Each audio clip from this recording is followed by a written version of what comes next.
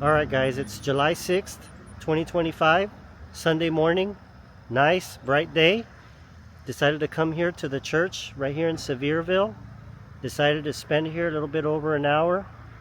Anyways, right next to this church, there was actually an apartment complex that's being built the last couple years. It's called Landing Townhomes.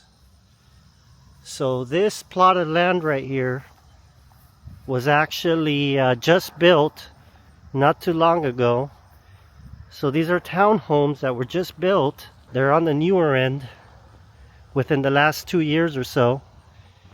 And these actually come with a garage. These are probably somewhere around similar size as to the townhomes that we viewed the other day. Like I said, the only difference is these do have a garage. Now surprisingly, these are going for $1,795 a month as well. So as you can see, it looks like they have a very similar layout from the inside.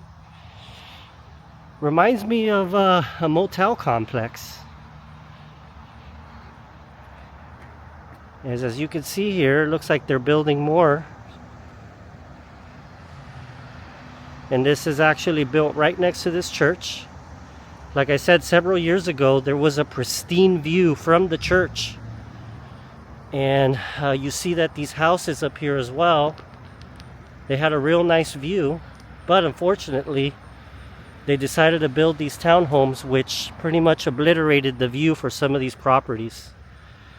So let me know what you guys think.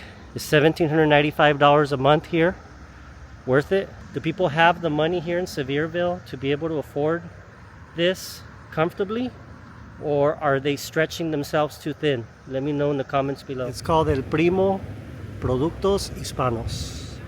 This is a relatively newer building. They got a lot of drinks here at the convenience store. I don't think I've ever seen these here in the US.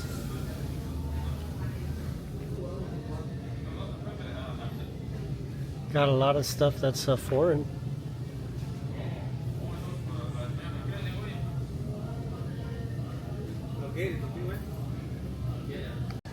Oh wow, look, they even have Colombian treats here.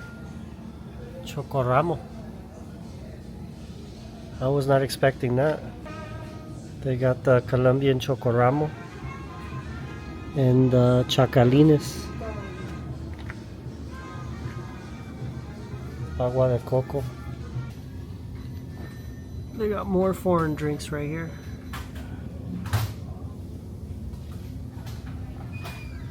This is pretty much a Latino store in the middle of Tennessee. Alright, so here's the menu for the food and marketplace we're coming in today. This is in Sevierville. This gives you an idea of the pricing right now. What is it, like $13.99 a plate? So even here in Tennessee, the prices have gone up quite a bit. I don't remember the pricing being this much here. Well, some of these prices are reasonable, but I feel like they're a little higher than what I remember. So we came to this Mexican establishment inside the convenience store, and I ended up getting a carne asada plate with peach black iced tea. So here they have horchata. You can go ahead and get agua frescas, but I decided to get something from the convenience store to drink. And you can see my plate here. You got carne asada, some beans, some rice, a little bit of lime, and you got the corn tortillas right here. Alright, so let's check out this carne asada here. It has a lot of the grilled onions.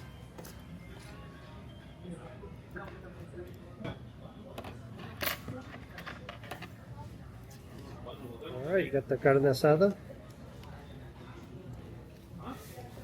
Pretty good flavor. I feel like this is transporting me back to certain parts of California.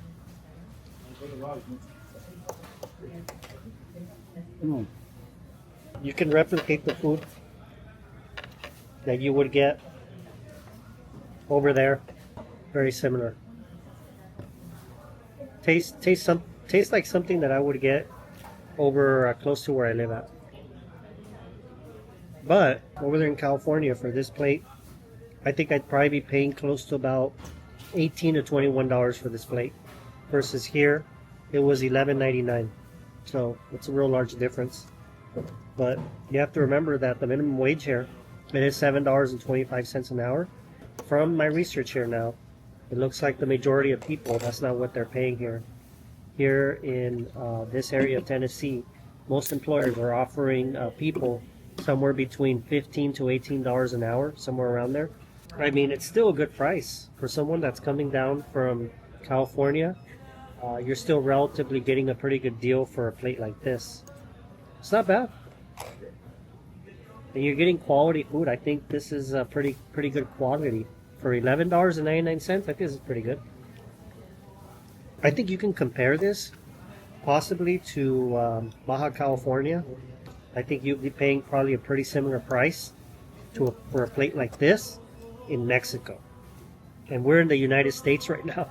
So I think that's pretty amazing because in Mexico, the minimum wage is a lot lower. They tend to have a lot of employees in these establishments. So yeah, that's a real large difference. And you're still paying the same price for a meal here than you would over there. All right.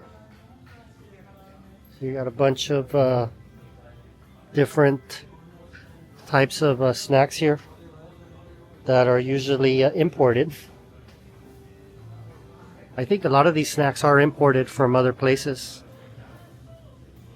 I don't think they're snacks that you would see here in the US on a frequent basis.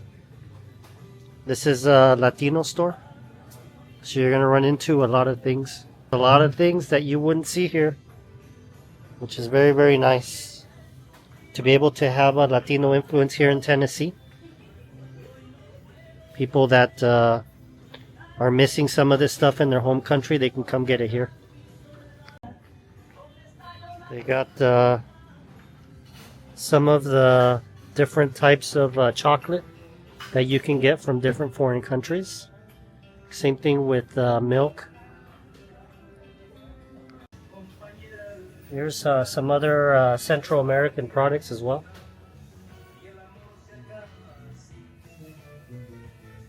So all these things are not very easy to find here in the US. You have to come to a specific store to find them. Alright, so here it is. We came to this market, got to see a lot of good things. Stuff that you usually don't see in this area of the United States. But there's been a lot of big influence when it comes to Central American and South American people coming over to this part of the US to work. I know there's a lot of uncertainty right now with everything that's going on with immigration. That influence has been growing these last couple of years, and so it's bringing a lot of the commerce out here. Like I said, it's mostly people from Honduras and people from Central America, from what I've heard. Here in Kodak, Tennessee, it's actually not too far from the actual Buc-ee's that's right here in Kodak. A lot of people refer to it as the Buc-ee's in Sevierville, but the reality is it's not an actual Sevierville. So you can see here tons of traffic on the right hand side here, and I think a good portion of them are probably going to stop at this Buc-ee's. Now this Buc-ee's does have, it's probably, is it the second largest Buc-ee's in America right now? And I think the first one's somewhere in Texas now. But how many pumps does this have? So it's somewhere in the 120s.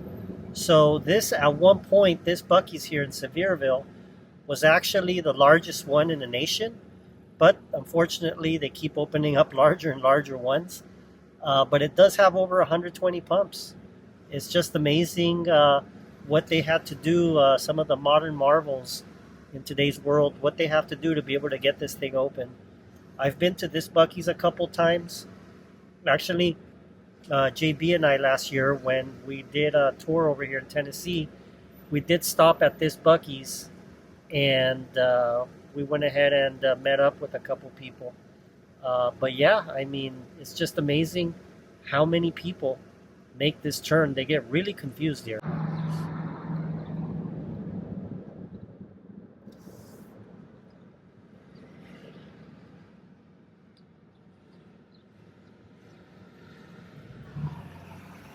So all those people that you see here, they're all actually turning left into the actual Buc-ee's. It's just incredible how many people this place attracts on a daily basis. I know that the locals here, I've talked to a couple people here that live here locally, and yes, they've gone there maybe once or twice, but other than that, they don't really go to Buc-ee's here. Most people that are local here decide to go to other places where they just can go, get their gas, get whatever they need, and get out. Buc-ee's is more of a tourist destination for people who come in, they want to explore, maybe they want to get a couple things. I know that a lot of the stuff there, I think a lot of it's probably made in China. Maybe there's a couple things in there that have good ingredients, but I think for the most part, you're getting a bunch of cheap Chinese goods.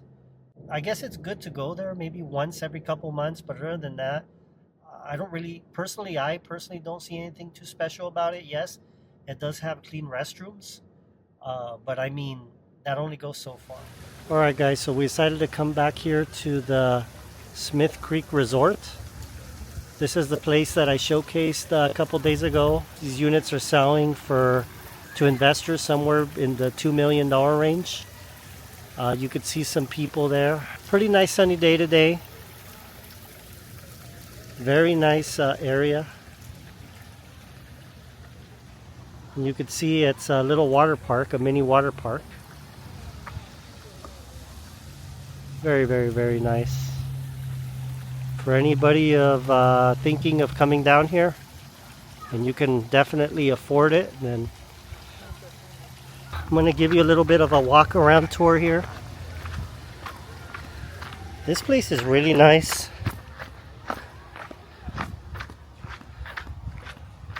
You can see here, you can get the tubes there. Nice big area. A lot of space. Right now it's Sunday, July 6th. There's not that many people here right now.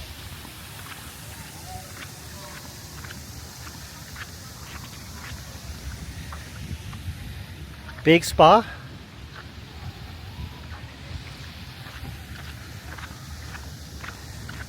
Nice places to hang out. And another big spa. Right now it's pretty late in the afternoon, close to 6 p.m. but the spa's running. It's ready to roll. Whoever wants to come out here at this time, get a little bit of that relaxation going on here, can be done. Here's another area. More little spots for people to hang out. And you got a nice spot here to be able to rinse off. Nice resort area. I'm pretty sure in the future this will probably get filled up. Now, one of the things to note is that if you are an investor or if you are staying at this Smith Creek Resort, you have access to the water park. So this is one of the amenities that you get for staying at these places. All right, so you got cabanas right here. And you also got a little mini golf area. So you could actually get this, go get your equipment here and play a little bit of rounds of mini golf as well. So this is very nice for families. Again, some of these ones that are smaller could go for around a couple $100s a night, to the larger ones like the one you see in the back, those could go for several thousand a night. You can bring an entire group of people here. Right now the menu prices that I see so far, they're pretty decent. $11.99, $10.99.